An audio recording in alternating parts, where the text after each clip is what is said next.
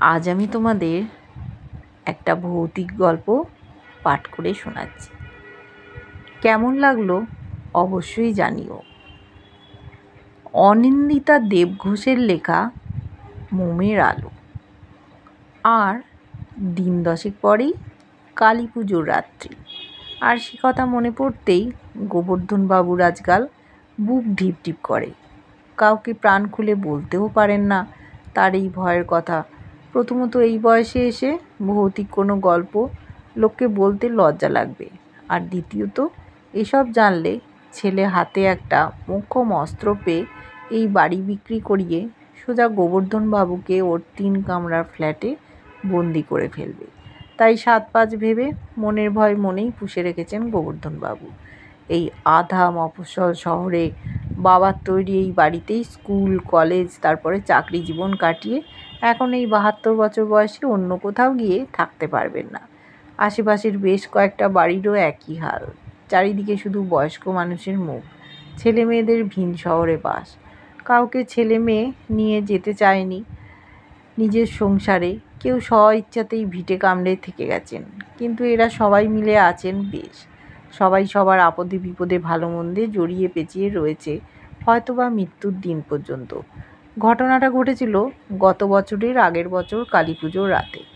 গোবর্ধনবাবু প্রথামাফিক কালী পুজোর সন্ধ্যায় বাড়ির বারান্দা মোমবাতি দিয়ে সাজাচ্ছিলেন। স্ত্রীগত হওয়ায় এসব কাজ তিনি নিজেই করে নিতে পারেন। সেবার শরীরটা একটু খারাপ ছিল কয়েকদিন জ্বরে ভোগার ফলে। কাঁপা হাতেই গোটা বারান্দা জুড়ে মোমবাতি লাগিয়ে রাখছিলেন, একটু রাতের দিকে ওগুলো জ্বালিয়ে দেবেন বলে। মোমের আলোয় বাড়িঘর বড্ড মায়াবী লাগে দেখতে। মন দিয়েই কাজটা করছিলেন। হঠাৎ নিমু বৌদির গলা পেয়ে চমকে উঠলেন গোবর্ধনবাবু। কী ব্যাপার বৌদি, মেয়ের বাড়ি থেকে ফিরে এলে যে? পাশের বাড়ির নিমাইদার বউ, সেই হিসেবে নিমু বৌদি বহুদিনের প্রতিবেশী। একা একাই এতদিন বাড়ি আগলিয়ে পড়েছিলেন। মেয়ে জামাই কিছুদিন আগে এসে নিয়ে গেল জোর করে। সেই অসুস্থ মানুষটাকে দেখে গোবর্ধনবাবু চমকেই গেলেন খানিকটা। তোমার শরীর এখন কেমন আছে বৌদি? মেয়ে জামাই আসতে দিল তোমায়? বুড়ি ভাঙা গলায় বলে চলে। হ্যাঁ গো ঠাকুরপো, এখন আমি বেশ সুস্থ।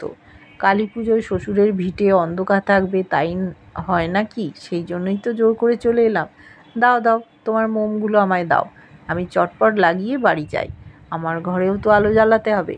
পরের দিন সকালে গোবর্ধনবাবু জানতে পারেন যে কালী পুজোর সন্ধ্যায় নিমু বৌদি মেয়ের বাড়িতেই মারা গেছেন। খবরটা শুনে হতভম্ব হয়ে যান গোবর্ধনবাবু। গতকাল সন্ধ্যায় ওর হাত থেকে কেড়ে নিয়ে কি চটপট মোমবাতিগুলো বারান্দার চারধারে লাগিয়ে দিল বৌদি। সবটাই ভ্রম তাহলে? গতকাল রাতে কি বৌদির বাড়িও মোমের আলোয় সেজেছিল? অনেক চেষ্টা করেও মনে করতে পারলেন না উনি। সবটাই যেন কল্পনা নয়, তার প্রমাণ মিলল গত বছর কালী পুজোর রাতে। তার আগের বছরের কথা কল্পনা করতে করতে মোমের প্যাকেট হাতে নিয়ে বাড়ি সাজাবেন কিনা ভাবছিলেন গোবর্ধনবাবু। নিমু বৌদি যথারীতি এলেন, যত্ন করে মোমগুলো চারিদিকে সাজিয়ে বলে গেলেন, আসি ঠাকুরপো, পরে সময় হলে মোমগুলো জ্বেলে দিও। আমি আমার শ্বশুরের ভিটেতে আলো জ্বালাতে যাই। সামনেই কালী পুজো, এবছরও কি বৌদি আসবেন মোমবাতি লাগাতে? কাউকে জানাবেন কি গোবর্ধনবাবু এসব গোপন খবর?